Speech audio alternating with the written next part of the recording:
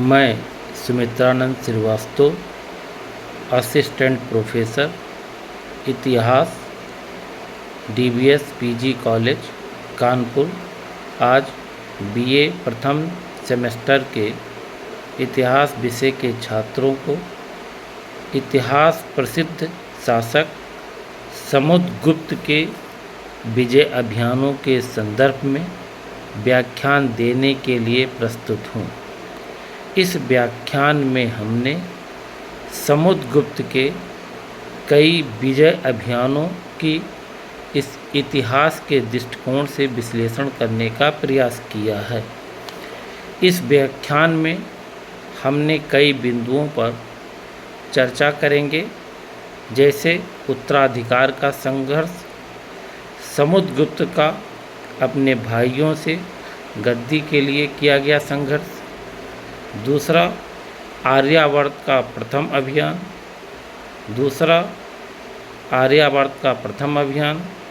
तीसरा आर्यावर्त का द्वितीय सैन्य अभियान,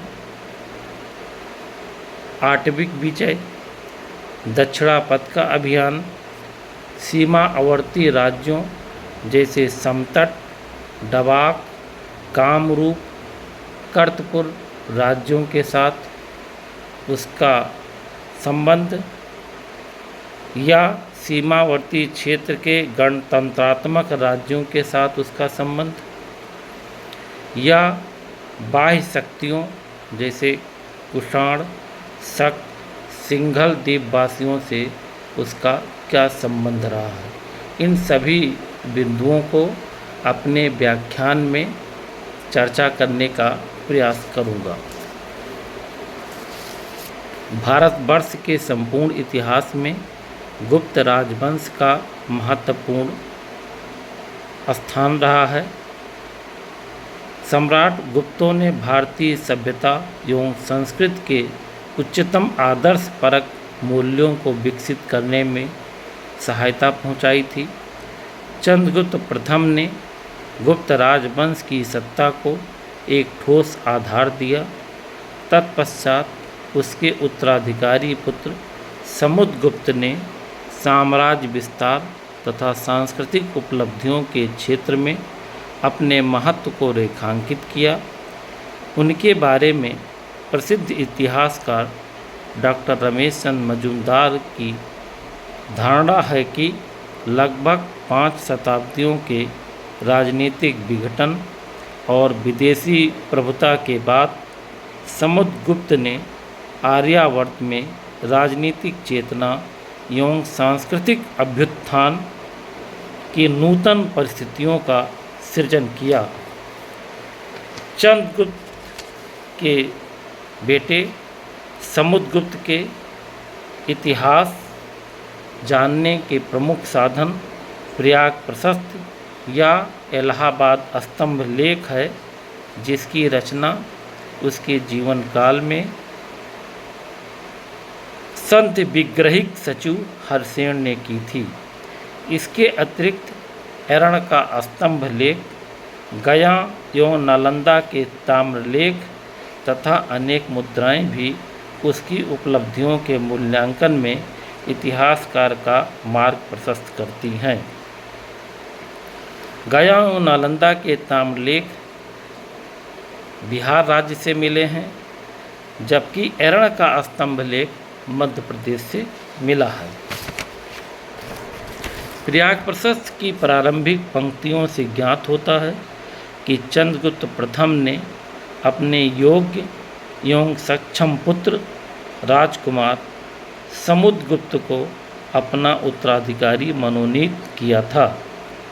इसी लेख के आधार पर प्रसिद्ध इतिहासकार रैप्सन तथा फादर हेरास ने यह मान्यता प्रस्तुत की है कि समुद्रगुप्त को राज्याभिषेक के तत्काल बाद अपने भाइयों के विद्रोह का मुकाबला करना पड़ा, लेकिन शीघ्र ही उनका दमन करके वह राज सिंहासन को स्थिर करने में सफल हुआ।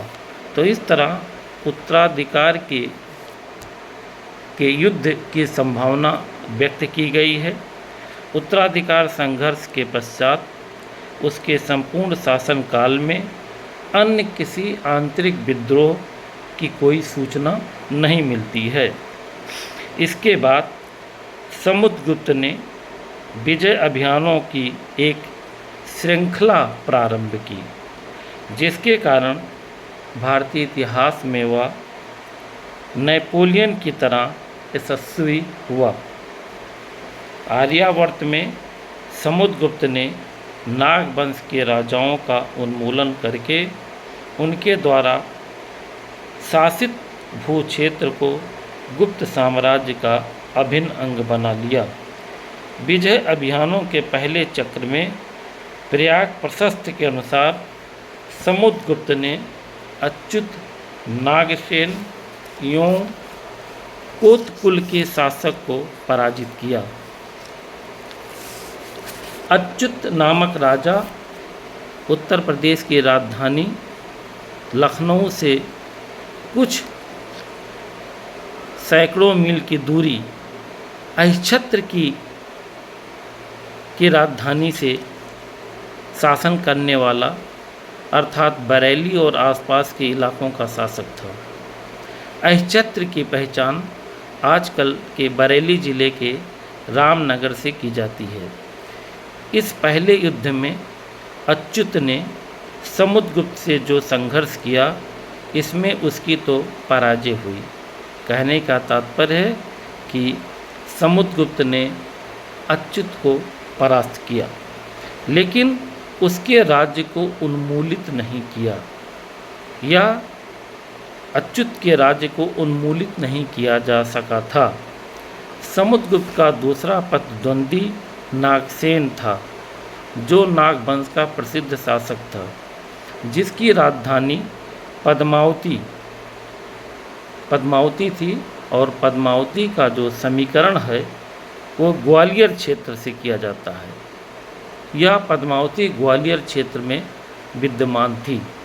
नागसेन और कोतकुल के राजा समुद्रगुप्त के द्वारा पराजित हुए, लेकिन उनके राज्य पर वह अगले अभियानों के पश्चात ही अधिकार करने में सफल हुआ।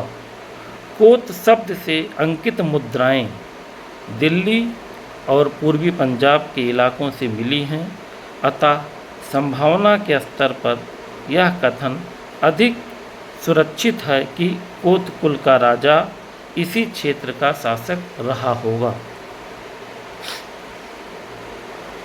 समुद्रगुप्त का दूसरा विजय अभियान महत्वपूर्ण चक्र में, या दूसरा जो महत्वपूर्ण विजय अभियान था, जिसमें समुद्रगुप्त ने रुद्रदेव, मतिल, नागदत्त, गणपतनाथ, चंद्रवर्मा, नागसेन, अच्युत, नंद और बलवर्मा को परास्त किया। इन सभी राजाओं को परास्त करने के बाद समुद्रगुप्त ने उन्हें उनके राज्य से वंचित कर दिया, अर्थात इनके राज्य को अपने साम्राज्य में उसने सम्मिलित कर लिया। रुद्रदेव इलाहाबाद के पास कौशाम्बी क्षेत्र का शासक था। जो मुद्राएं मिली हैं, मुद्रा साक्ष्यों से ज्ञात होता है कि मतिल बुलंदशहर और उसके आसपास का शासन कर रहा था। बुलंदशहर भी उत्तर प्रदेश में था। नागदत्त संभवतः कांतपुरी अर्थात मध्य प्रदेश का नागवंशी राजा था। चंद्रवर्मा पश्चिमी बंगाल की वर्धमान भुक्ति को इसके अंतर्गत बांकुड़ा जिला और उसके समीपवर्ती क्षेत्र का शासक माना गया है। अधिकांश इतिहासकारों ने गणपत नाग को विदिशा का नागवंशी राजा माना है, लेकिन उसके मथुरा क्षेत्र के शासक होने की संभावना से इनकार नहीं किया जा सकता है, ऐसा इतिहासकारों का मानना है। नंद और बलवर्मा के शासन क्षेत्र की पहचान अनिश्चित है। अभी तक इन दोनों राजाओं के शासन क्षेत्र की पहचान अभी तक नहीं हो पाई है। केवल इतना ही कहा जा सकता है कि इनका राज्य भी आर्यावर्त में कहीं था। आर्यावर्त की विजय के संदर्भ में समुद्रगुप्त ने नागवंशी राजाओं और अन्य शासकों का उन्मूलन कर दिया तथा संपूर्ण आर्यावर्त पर उसने गुप्त साम्राज्य का विस्तार किया। प्रयाग प्रशस्ति में इस विजय के बाद प्रसभोद्धरण प्रभाव महत्व का उल्लेख किया गया है, जो तर्कसंगत प्रतीत होता है। निश्चय ही इन विजय अभियानों के पश्चात अपराजय समुद्रगुप्त की सत्ता आर्यावर्त में चुनौती के स्तर से ऊपर उठ गई थी।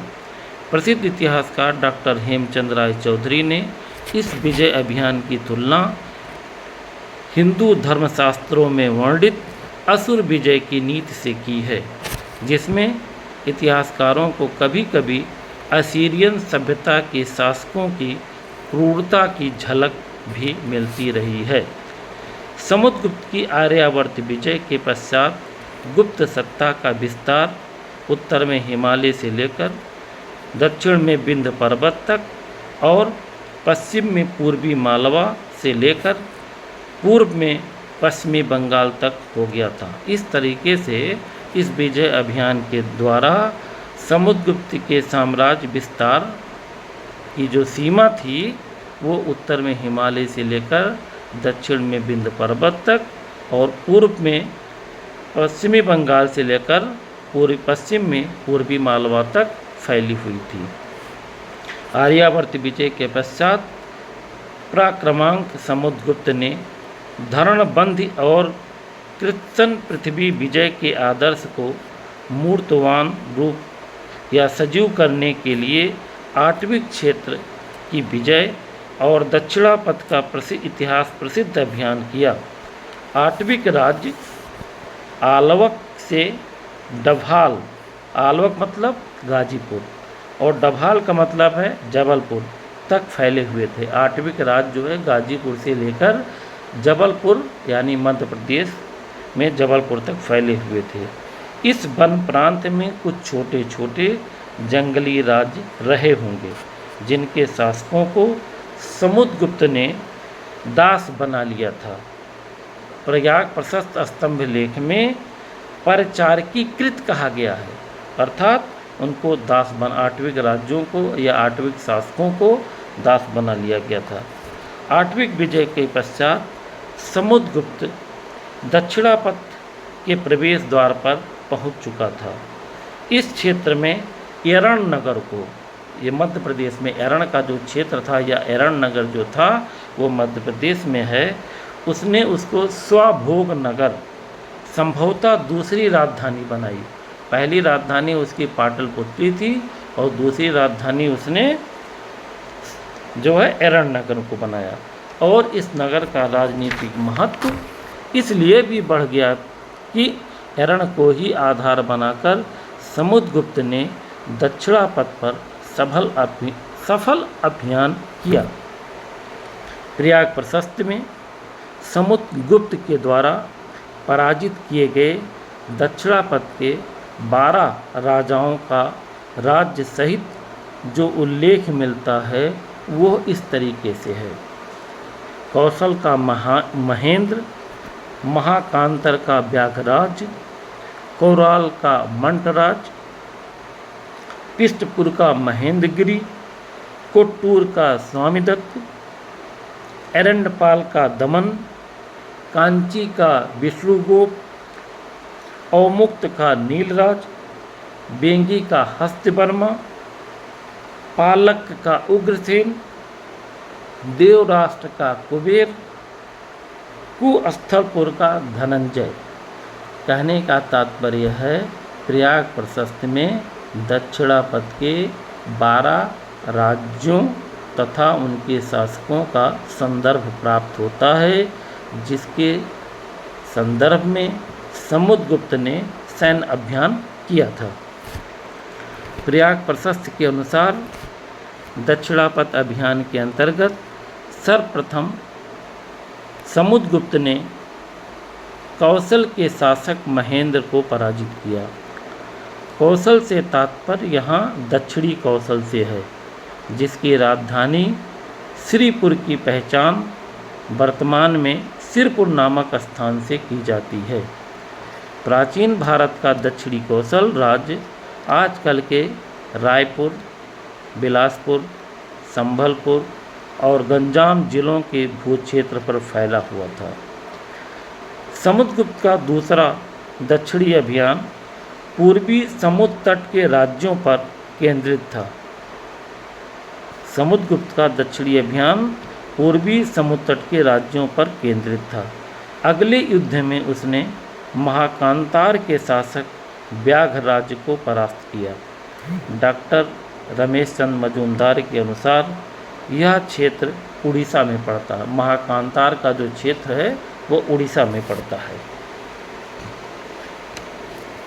और उड़ीसा के जयपुर क्षेत्र को आजकल भी वर्तमान संदर्भ में भी महावन कहा जाता है।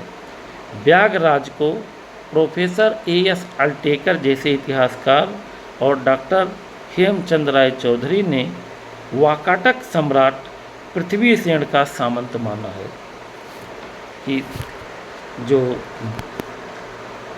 महावन का या महाकांतार का जो शासक था वह वाकाटक सम्राट पृथ्वीसेन का सामंत कहा गया है। समुद्रगुप्त के द्वारा पराजित नरेशों में कोराल के मंटराज का नाम आता है, जिसकी पहचान उड़ीसा राज्य के गंजाम जिले के कोड़ाल नामक स्थान से की जाती है। इसी प्रकार उसने पिष्टपुर के महेंद्रगिरी को हराया। पिष्टपुर का समीकरण गोदावरी जिले के पीठापुरम से किया जाता है। पीठापुरम वर्तमान आंध्र प्रदेश में है। कोट्टूर का स्वामित्व भी समुद्रगुप्त के हाथों पराजित हुआ, जिसकी पहचान उड़ीसा राज्य के गंजम जिले के कोटूर क्षेत्र से की गई है। दक्षिणी सैन्य अभियान में एरंडपल के दमन को भी समुद्रगुप्त से परास्त होना पड़ा। इतिहासकार जी रामदास ने इस क्षेत्र की पहचान विजयपट्टनम अथवा एलोर से करने का सुझाव दिया है, लेकिन इतिहासकार जे ड्रूबिल के मतानुसार इसकी पहचान उड़ीसा के समुद्र तट पर स्थित एरंडपल्ली से की जानी चाहिए। इतिहासकारों में इस स्थान के पहचान को लेकर दोनों इतिहासकारों में मतभेद बना हुआ है। कुछ जो जे ड्रूबिल कहते हैं कि उड़ीसा के समुद्र तट पर स्थित एरंडपल्ली से है, जबकि जी रामदास ने इस क्षेत्र की पहचान विजयपट्टनम अथवा एलोर से करने का सुझाव दिया है। समुद्रगुप्त ने दक्षिण के प्रसिद्ध नगर केंद्र कांची पर भी सैन्य अभियान किया। कांची जो है प्राचीन काल में विद्या का प्रमुख केंद्र रही है। तो समुद्रगुप्त ने दक्षिण के प्रसिद्ध नगर केंद्र कांची पर भी सैन्य अभियान किया और यहाँ का जो पल्लव वंशी शासक विष्णुगुप्त शासन कर रहा था उसको परास्त किया।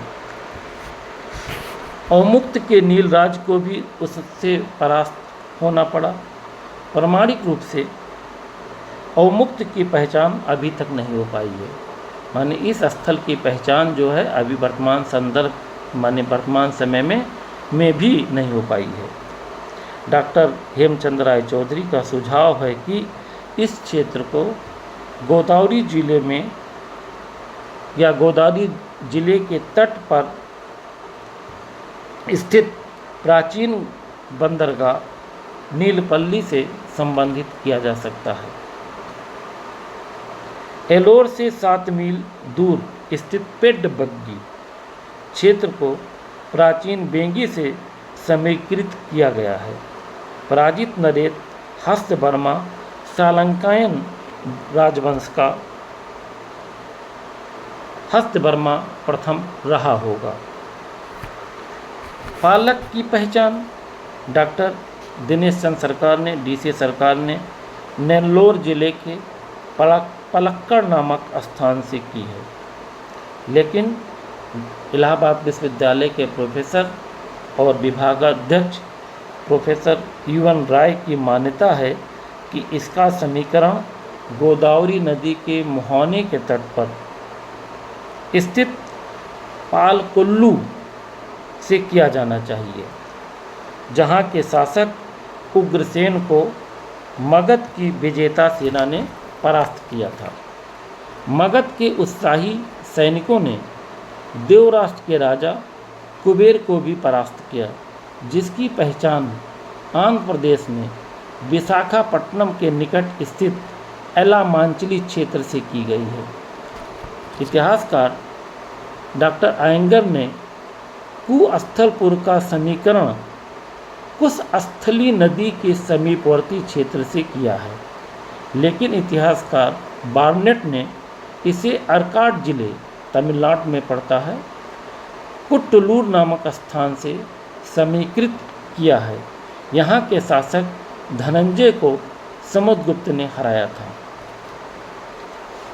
दक्षिणापथ अभियान की सीमा विजेता समुद्रगुप्त के नेतृत्व में सुदूर दक्षिण में कांची तक विस्तृत थी। माने उसके दक्षिणापथ अभियान की जो अंतिम सीमा थी वो कांची तक विस्तृत थी।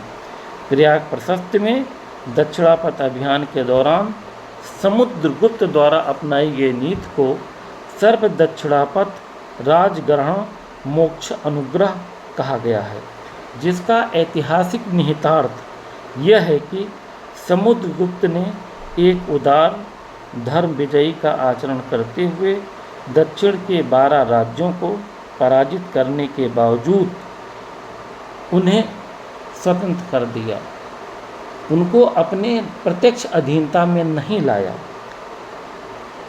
यहाँ हम समुद्रगुप्त की कूटनीतिक बुद्धिमत्ता का परिचय हमें मिलता है, क्योंकि पाटलिपुत्र से कांची पर उस युग में प्रत्यक्ष शासन करना अधिक व्यवहारिक एवं सुगम नहीं था।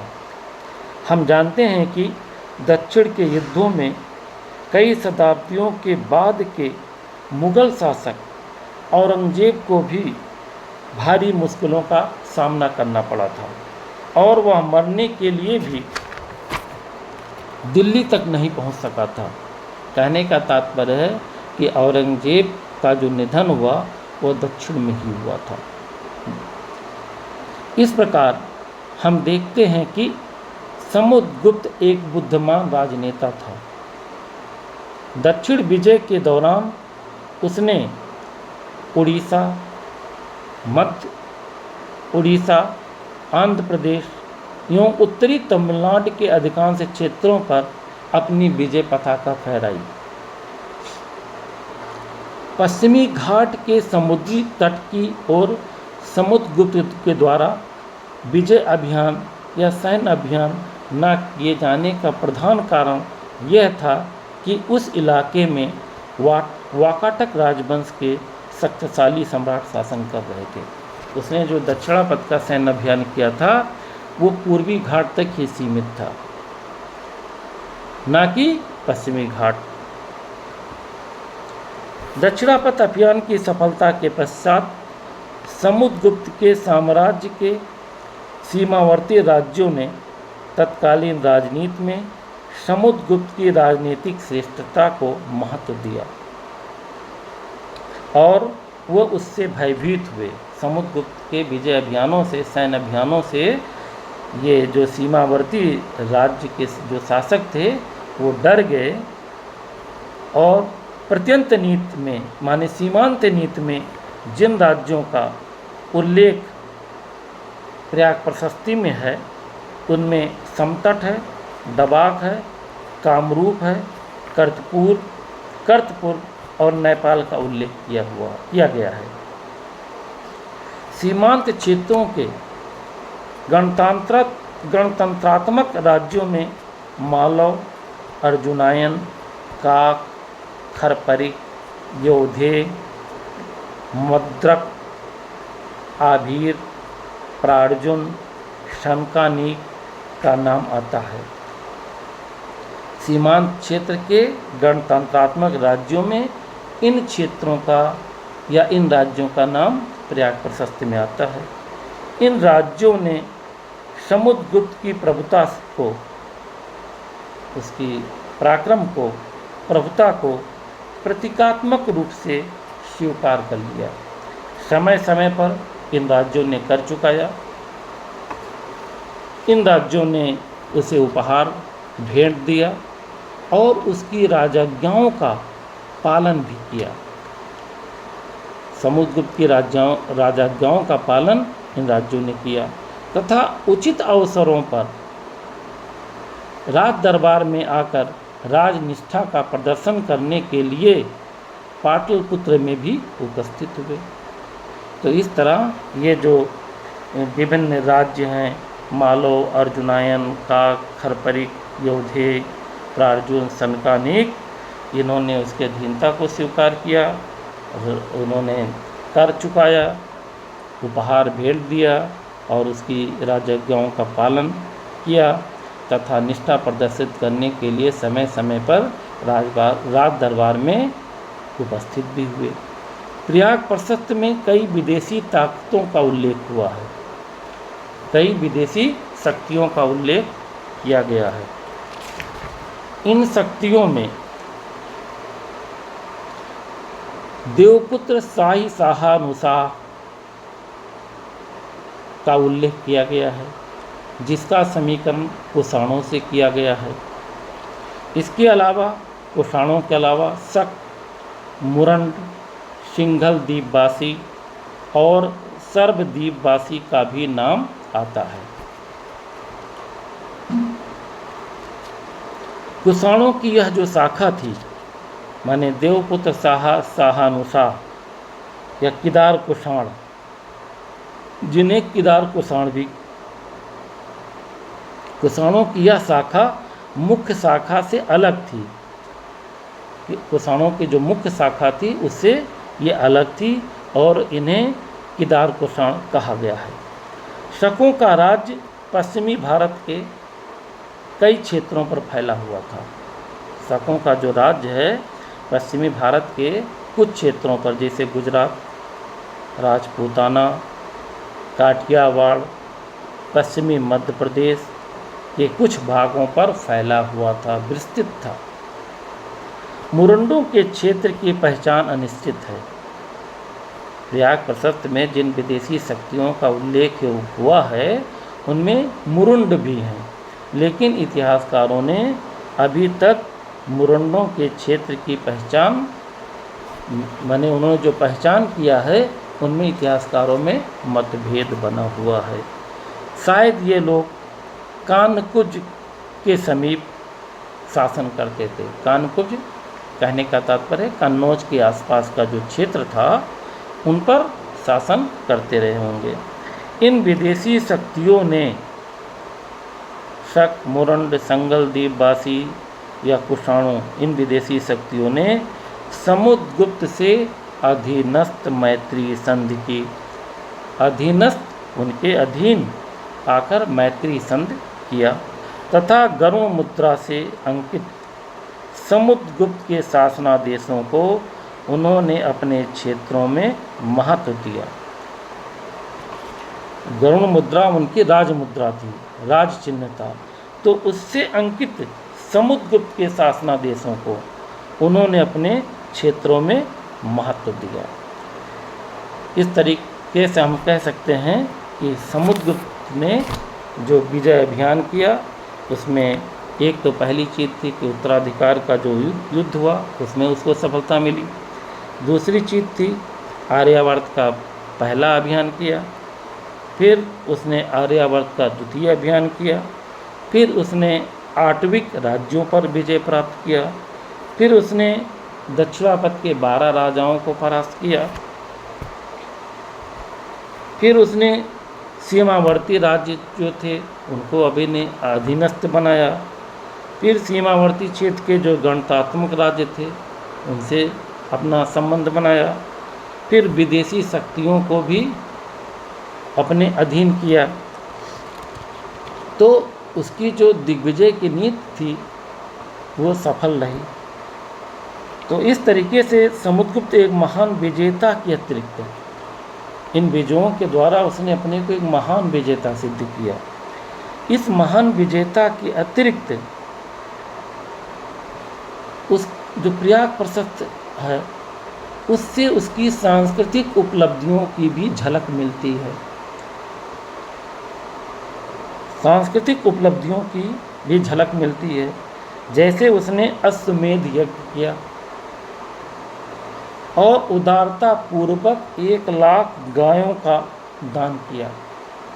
प्रयाग प्रशस्त से स्पष्ट होता है कि उसने हिंदू धर्म, जैसे हिंदू धर्म में यज्ञों का अनुष्ठान का विधान किया गया है, तो उसी तरीके से समुद्रगुप्त ने अश्वमेध यज्ञ किया और उदारता पूर्वक 1,00,000 गायों का दान किया। वह साहसी आखेटक, कुशल संगीतज्ञ तथा धर्मपरायण सम्राट था, जिसकी अब हम किस आधार पे कह सकते हैं कि वह साहसी आखेटक था या कुशल संगीतज्ञ था या धर्मपरायण सम्राट था। इस संदर्भ में कई प्रकार की उसकी मुद्राएं मिली हैं। उसके द्वारा चलाए गए जो मुद्राएं हैं, तो उन मुद्राओं के आधार पे हम कह सकते हैं, जैसे उसकी धनुर्धारी प्रकार की मुद्राएं थी, सिंह निहंता प्रकार की मुद्राएं थी। कुछ मुद्राओं पर वह बीड़ा बजाते हुए दिखाया गया है, तो उसको बीड़ा वादन प्रकार कहा गया है। तो ये जो विविध प्रकार के जो सिक्के मिले हैं, चाहे धनुर्धारी हों, चाहे सिंह प्रकार के हों, चाहे बीड़ा प्रकार के हों, बीड़ा वादन प्रकार के हों, उस माने उसकी व्यक्तित्व के विभिन्न पक्षों पर प्रकाश पड़ता है। इलाहाबाद स्तंभ लेख के रचयिता, जो उसका रचनाकार था, वो काफ़ी विद्वान कवि हरिसेन ने समुद्रगुप्त की विद्वता का परिचय देते हुए लिखा है। हरिसेन जो था समुद्रगुप्त का जो है जो मंत्री था, वह स्वयं विद्वान था, कवि था, और उसने समुद्रगुप्त की विद्वता का परिचय देते हुए लिखा है कि समुद्रगुप्त के व्यक्तित्व में लक्ष्मी और सरस्वती के शाश्वत विरोध का समापन हो गया था। निश्चय ही वह विद्वान था और विद्वानों का संरक्षक था, विद्वानों का महान आश्रयदाता था। समुद्रगुप्त का शासनकाल संपूर्ण भारत के प्राचीन इतिहास में उच्च मूल्यांकन का हकदार रहा है। समुद्रगुप्त ने 350 ईस्वी से लेकर के 375 ईस्वी तक, यानी करीब 25 वर्षों तक उसने शासन किया। इस तरीके से इस व्याख्यान में हमने विभिन्न समुद्रगुप्त के विभिन्न पक्षों पर प्रकाश डालते हुए उसकी उपलब्धियों का मूल्यांकन किया है। धन्यवाद।